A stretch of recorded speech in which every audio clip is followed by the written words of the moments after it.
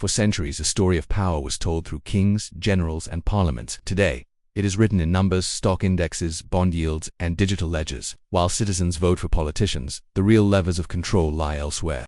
Behind every government decision is an invisible audience, the financial elite who dictate terms through capital flows, debt markets, and credit ratings. When nations borrow, they surrender a piece of their independence. When markets panic, presidents tremble. The illusion of democracy endures only because the public rarely sees the machinery that sustains it. The divine right of kings once ruled Europe. Now the divine right of markets reigns supreme. In the past, armies enforced empire. Today, it's central banks and investment funds. Wars are fought not with swords but with interest rates, sanctions, and liquidity freezes. This shift didn't happen overnight.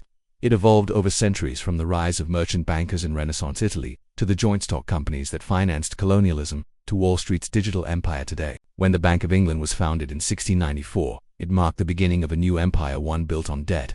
Governments realized they could fund wars and expansion not by taxing citizens, but by borrowing from financiers. In return, those financiers gained immense control over state policy. Thus, the bond market became the real parliament, the place where nations were judged, rewarded, or punished by interest rates. Debt became the new scepter. Those who controlled lending could shape history itself. The Rothschild family, the Barings, and later American banking dynasties built empires that outlasted any monarch.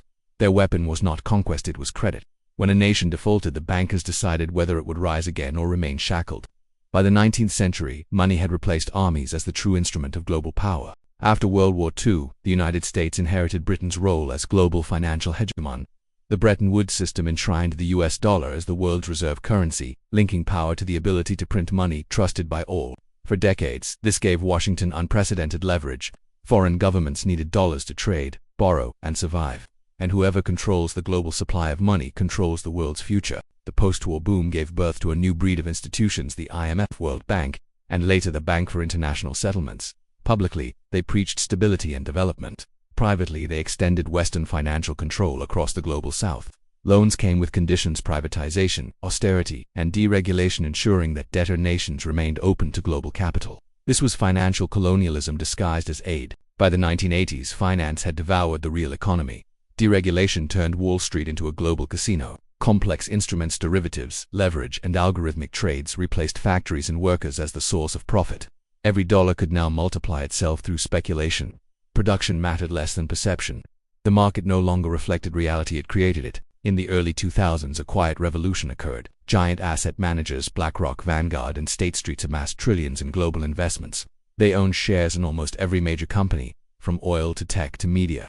These firms didn't just participate in markets, they became the market. Their passive funds meant they owned the world's economy without ever casting a public vote. As finance merged with technology, data replaced gold as the new currency. Algorithms determined prices, risk, and policy. The human element faded. What remained was a technocracy governed by code. Today, decisions that move trillions are made by machines following parameters set by a handful of financial elites.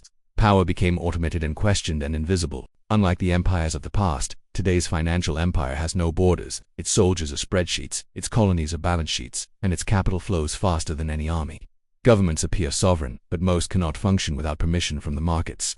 When a state defies the global financial system, its currency collapses, its credit dries up, and its people suffer.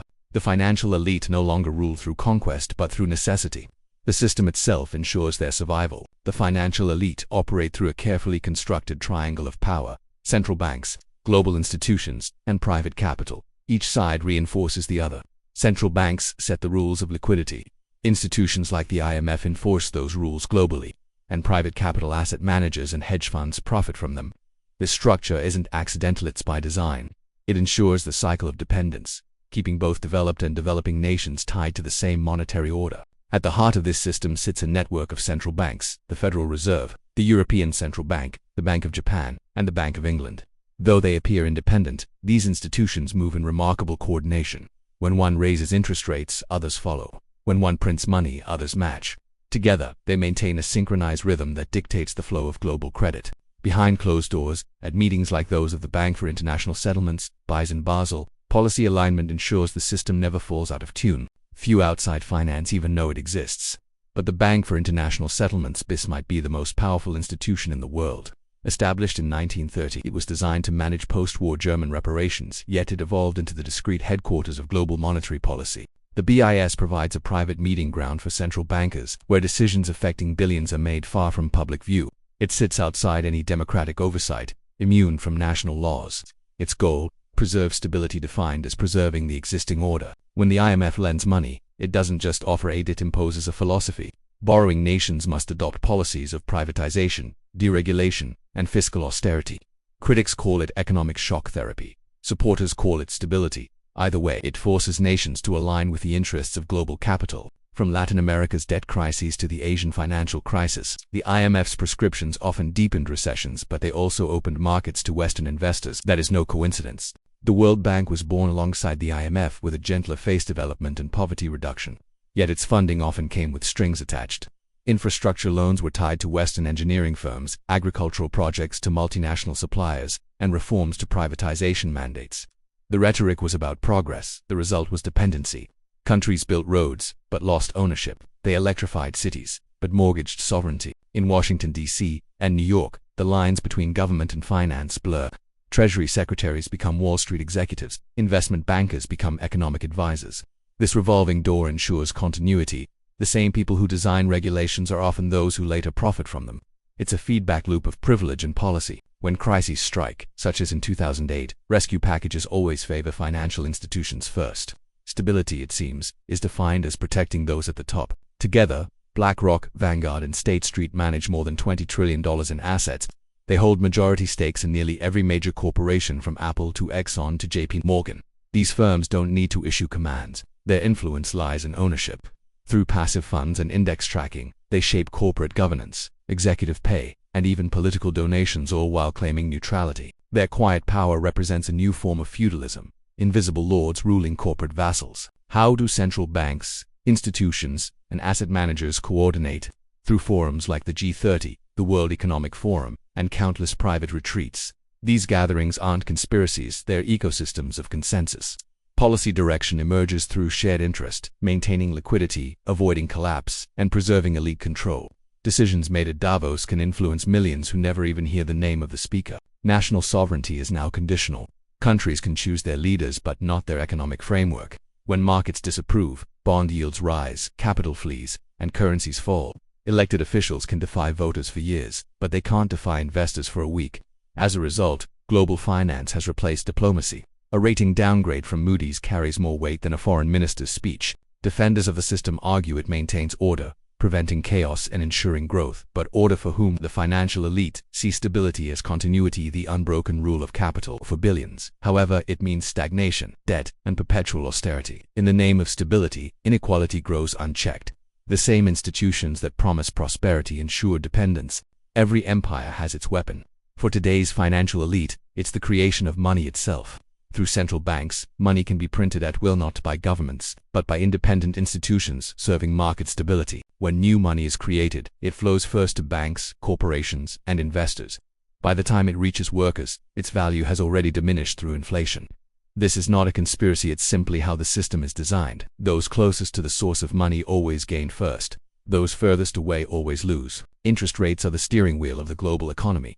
Raise them, and economies slow. Lower them, and asset prices soar. To the average citizen, rate changes seem technical mere adjustments, but to the financial elite, they are signals. A central bank's tone, even a single sentence in its press release, can shift trillions overnight. This invisible control shapes the price of everything from housing to food to government debt. The system rewards those who anticipate policy before it happens. The US dollar is more than currency, it's the cornerstone of global influence. Every oil transaction, loan, and trade contract passing through the dollar gives Washington leverage. When America sanctions a country, it cuts access to the global financial system. Banks refuse transactions, companies freeze payments, and entire economies can collapse overnight. Control of the dollar gives the United States soft power no army could replicate. It is economic dominance disguised as monetary policy. For the financial elite, crises aren't disasters, they're opportunities. Every crash, from 1929 to 2008, has transferred wealth upward. When markets fall, governments intervene not to save the people, but to save the system. Central banks print money, bail out banks, and inflate asset prices again. Those who hold assets, stocks, property, or bonds recover first and profit most.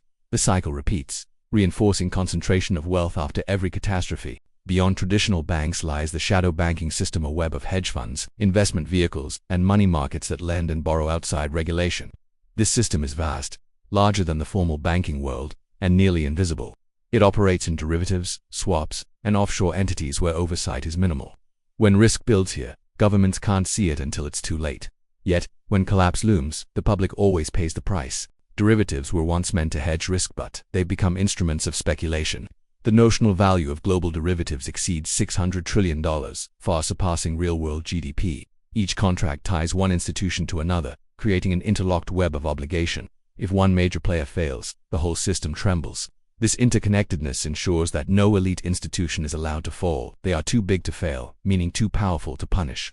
Information is power. Financial elites understand this better than anyone. Through ownership of media corporations, think tanks, and academic funding, they shape narratives about the economy. Headlines reassure the public that markets are stabilizing or growth is returning, even as inequality widens. Experts who question the system are dismissed as fringe, while those who defend it rise to prominence. Control perception, and you control behavior. That's the invisible hand behind confidence. Each decade brings a new pretext: a housing crash, a debt ceiling, a pandemic, or a supply chain shock. But behind the noise, the response is always identical: inject liquidity, protect assets, and preserve the hierarchy.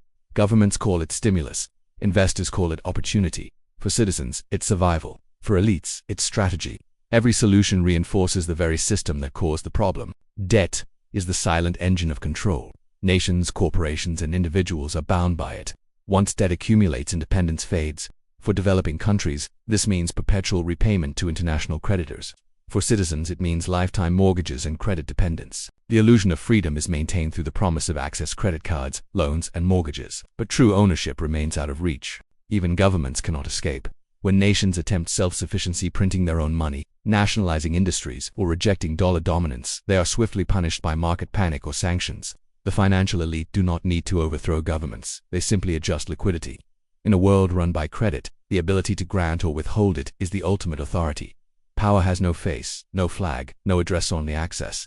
And access belongs to them. Power today does not rest in palaces, it rests in boardrooms, foundations, and conferences shielded from public view. The global financial elite form an invisible web interconnected through investment banks, corporate boards, philanthropic trusts, and supranational institutions. A handful of CEOs, central bankers, and policy advisors share seats across multiple organizations, shaping decisions that ripple across continents. Their meetings are private, their influence silent, their unity strategic. Every January, under the snowy peaks of Davos, Switzerland, the world's elite gather for the World Economic Forum. It appears as a stage for collaboration, but behind the speeches and panels, private deals are made. CEOs, prime ministers, and hedge fund managers align interests, exchange favors, and shape narratives for the coming year. Davos is not a conspiracy, it's coordination disguised as conversation. Before the corporations, before the tech giants, came the banking families: the Rothschilds, Rockefellers, Morgans. They financed empires, wars, and revolutions. While their modern descendants no longer command empires in name, their legacies live on in the institutions they founded: investment banks, oil conglomerates, and philanthropic trusts that still shape global policy. Their influence is not in ownership, it's in architecture. They built the system, and the system continues their work. At the core of the financial order stand the central banks of the Federal Reserve, the European Central Bank, the Bank of England, and the Bank for International Settlements, BIS. The BIS, headquartered in Basel, Switzerland, is often called the central bank for central banks. It hosts closed-door meetings where monetary policy coordination occurs. Beyond the reach of democratic oversight, these are the modern temples of finance, where the fate of currencies and nations is quietly decided. Today's elite wear hoodies instead of crowns. Tech billionaires, hedge fund magnates, and corporate founders now stand beside traditional bankers as the architects of power. Companies like BlackRock, Vanguard, and State Street collectively manage over $20 trillion, owning shares in nearly every major corporation on Earth. When one company owns pieces of everything, competition itself becomes an illusion. Philanthropy is the public face of private power. Through charitable foundations, the elite fund health initiatives, education programs, and social causes. But these acts of generosity come with influence. Foundations shape global health policies, dictate educational priorities, and steer political agendas through funding. What appears benevolent often conceals a strategy.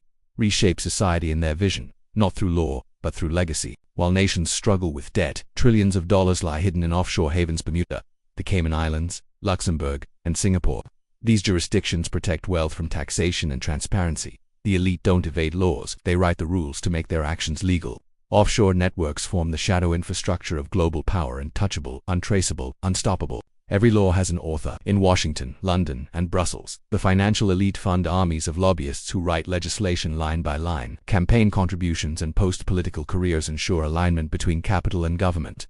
Policies appear neutral but are crafted with precision to protect financial interests. Democracy without economic independence becomes performance. Control information, and you control consent. Major news outlets are financed by advertising from corporations, financial institutions, and tech companies. Editorial independence often ends where funding begins. The narrative of growth, stability, and optimism is not journalism as branding. Even entertainment reflects elite ideology. Success equated with wealth, rebellion with consumption.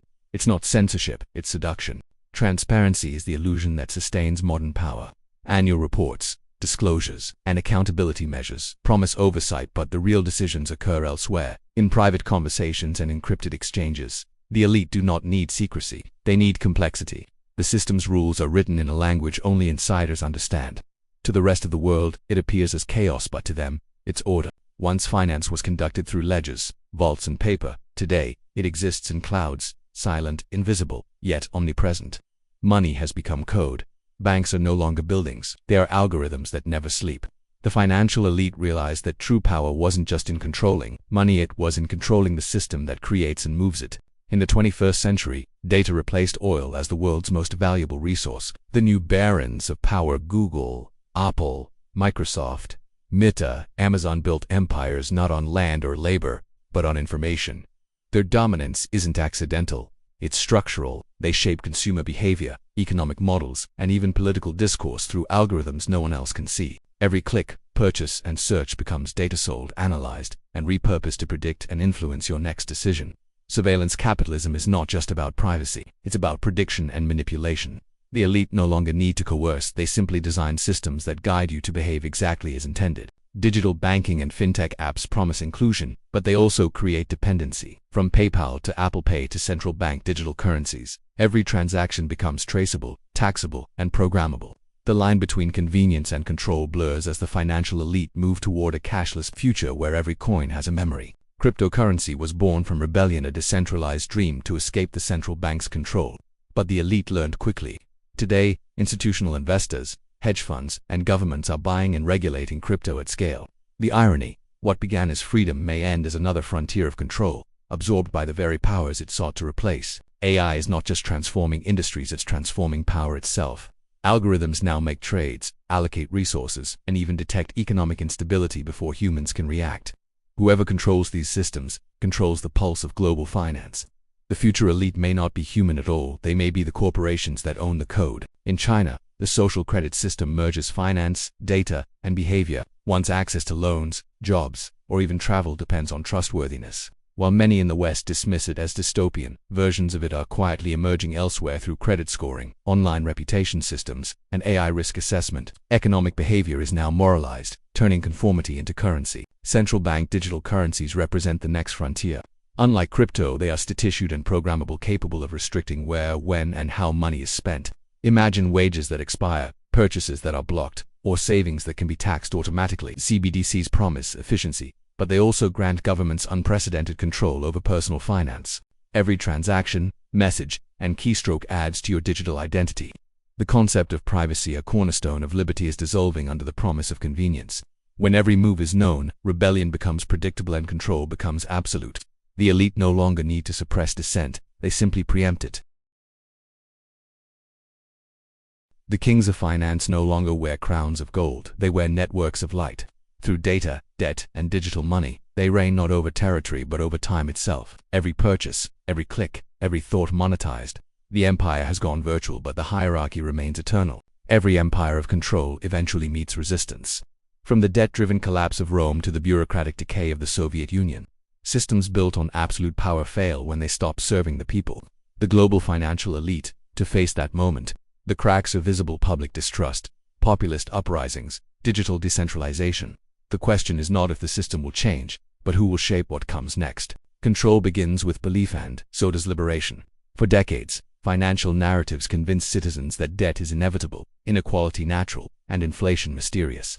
But information has become a weapon for both sides. Independent thinkers, analysts, and educators now pull back the curtain, teaching millions how money is really created and who benefits from its design. Blockchain, open-source finance, and peer-to-peer systems are no longer fringe experiments, they are blueprints for a parallel economy. While the elite digitize control, innovators digitize freedom. Each decentralized ledger, each privacy-driven project, is an act of defiance against centralized power. It's messy, imperfect, but it's evolution. In every monetary collapse, humanity rediscovered tangible value: land, food, metals, relationships. As digital abstractions grow unstable, people return to what endures. Gold once symbolized trust. Now community and resilience may replace it. True wealth is moving again from speculation to sustainability. Technology is neither savior nor villain, it reflects the ethics of its masters. Artificial intelligence could automate control, or it could democratize knowledge. Blockchain could track citizens, or free them from intermediaries. Human intention will determine whether technology becomes a tool of liberation or a crown of domination. Money is power, but power without morality devours itself. From climate collapse to resource wars, the global market's pursuit of profit is colliding with the limits of the planet. A new generation of thinkers argues that the next evolution of capitalism must balance profit with preservation. Otherwise, humanity becomes the final cost on the balance sheet. Real change requires political will. Reform movements auditing central banks, enforcing transparency, curbing lobbying have begun to challenge the old guard. But reformers face immense resistance from institutions built to protect themselves. Still, history favors persistence. Empires don't fall by force alone, but by the steady erosion of legitimacy. In an interconnected world, isolation is illusion. Global crises, pandemics, inflation will reveal the shared fragility of our systems.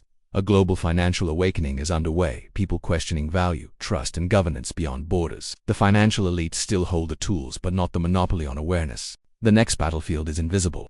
Encryption, open protocols, decentralized ID, these are the shields of modern liberty. If citizens fail to defend them, the digital future becomes a prison disguised as progress.